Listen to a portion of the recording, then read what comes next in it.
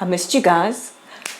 I'm Rolene Marks. This is the Israel Brief, brought to you every Monday to Thursday by Lay of the Land, where we take a look at those top stories making headlines here in Israel. And I missed you. I really did.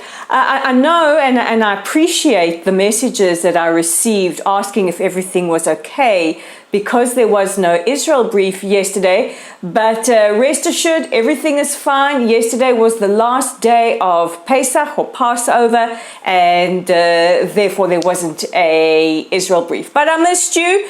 But we're reunited, so I hope you've got your tea or coffee, or if you have just ended your Pesach, a much needed whiskey. Let's sit down. Let's take a look at those top stories. We are day 207 of Israel's war with Hamas. It is excruciating that this war is going on for so long, but we cannot forget how it started on the 7th of October with Hamas and internationally recognized terrorist organizations infiltration into the state of Israel, murdering, raping, burning, mutilating and kidnapping over 1,200 Israeli civilians and taking 253 hostage.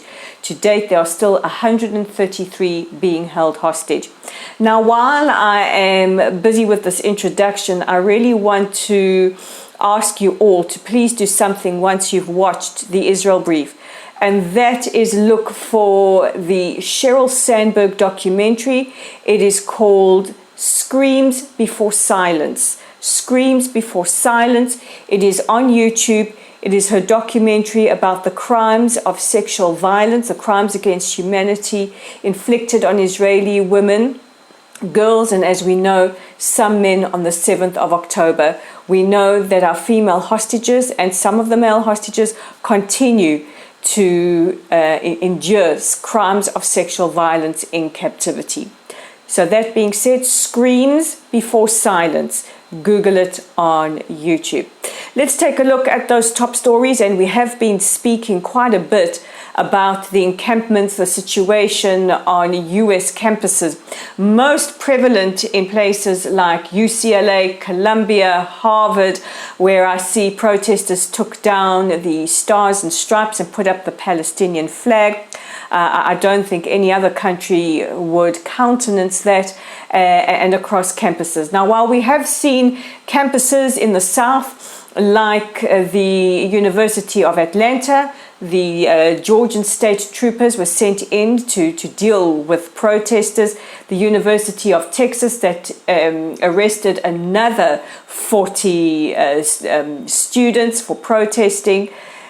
Where it has become particularly difficult are places like UCLA in California and Columbia in New York.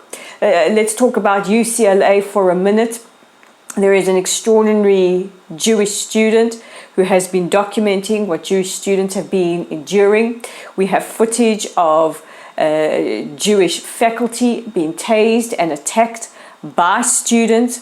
We have seen Jewish students barred from entering campus, from getting onto campus where they study and where their fees are paid to attend Shabbat services. This last week or so has been a very holy time in the Jewish calendar, the festival of Pesach or Passover, and it is an infringement on their human rights to prohibit them from attending holy services on campus.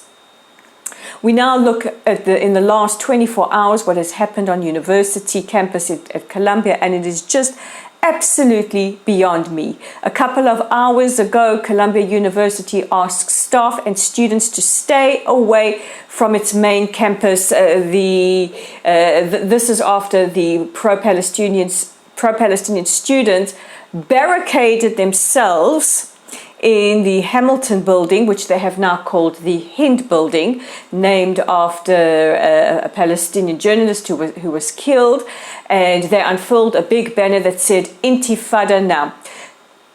If you don't know what an Intifada is, cast your memory back to either 1987 or 2001, where bus bombings, bombings in restaurants, suicide bombings, stabbings, murderings were a daily occurrence in Israel. Intifada means uprising. And if you are calling for an intifada on your university campuses or in the streets of America or Paris or London or wherever in the world, you are calling for civilians to be slaughtered. Not just Israeli civilians, not just Jewish civilians, civilians from all countries. This is absolutely untenable. Students barricaded themselves in by cable tying the door handles, smashing windows, and using the furniture inside the building to barricade themselves against law enforcement.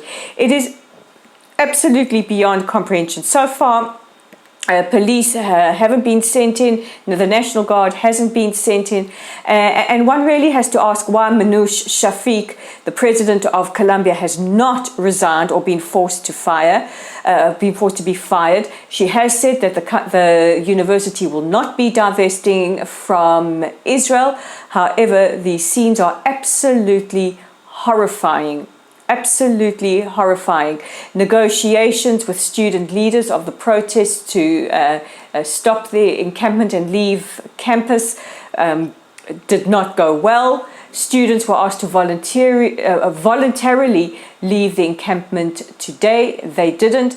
And when campus security came to remove them, faculty linked arms and formed a chain to protect them. Now I ask you, how would a Jewish student feel when this is all done, going back to class, when knowing your professor or your lecturer participated in these kinds of protests? We will continue to keep an eye on it. It's a very, very troubling development. We now stay in the United States, where US lawmakers have threatened retaliation if the International Criminal Court issues arrests or warrants of arrest for Prime Minister Netanyahu, the Defense Minister Yoav Gallant, and the IDF Chief of Staff Herzi Halevi. In bipartisan threats, lawmakers have said that this is lawless action by the ICC, makes a mockery of the court, and that there will be strong consequences if these arrest warrants are issued. Several nations are standing with the United States in prohibiting this going forward. However, countries like Shaka, South Africa, have been calling for warrants of arrest to be issued for Prime Minister Netanyahu. Meanwhile, the White House has said that the ICC has no jurisdiction over Israel's war with Hamas. It has been 207 days. We all want the immediate release of our hostages. We know that reportedly 97 are still alive and over 30 of them have been murdered by Hamas.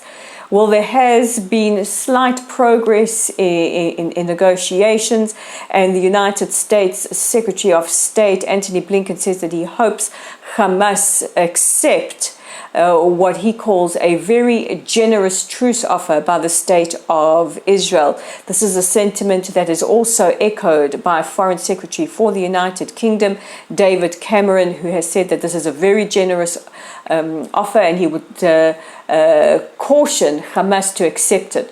So the offer, as we know, calls for a 40-day ceasefire and the release of at least 33 hostages in exchange for thousands of Palestinian prisoners, many of them with blood on their hands, that are held here in Israel. Meanwhile, over the weekend, Hamas released another propaganda video. Remember, last week they released one of Hirsch Goldberg Polin. Very, very distressing to see the state that he is in. Over the weekend, they released video of Omri Miron and Keith Siegel. Keith Siegel, also a dual US-Israeli citizen. And we are really, really hoping for an agreement soon. The press is reporting that a senior Hamas official has said they have no issues with this latest truce proposal, and it's an imperative that we get our hostages back as soon as possible. Meanwhile, earlier today, Prime Minister Netanyahu has said that Israel has begun evacuations of civilians from Rafah. Still no word if or when an incursion into Rafah will go ahead. And finally, Google have fired a second batch of anti-Israel staff who have been conducting anti-Israel activity in the workplace. On the 16th of April, Google fired 28 masked staff who conducted a sit-in or occupying sit-in at Google offices, saying they want nothing to do with Project Nimbus, which is a contract that Google has with the state of Israel, and they have fired a further 16 for the same reason. These staff members so bravely sit there while wearing masks on their face. And this is something that student protesters do as well. If your cause is just, you don't need to wear a mask. And that brings me to the end of today's edition of the Israel Brief. Guys, please don't forget to check out our website at www.layoftheland.online. Our Facebook page is at Lottel Site. There's an article up from me. Why is nobody talking about the genocide of Christians across the Middle East and Africa? This is a subject we need to be speaking about. We are on YouTube right here at the Israel Brief. If you like our content, please subscribe, share, like. You guys know what to do. Thank you for those comments. Keep them coming. And we're on X at Lay of the Land 5.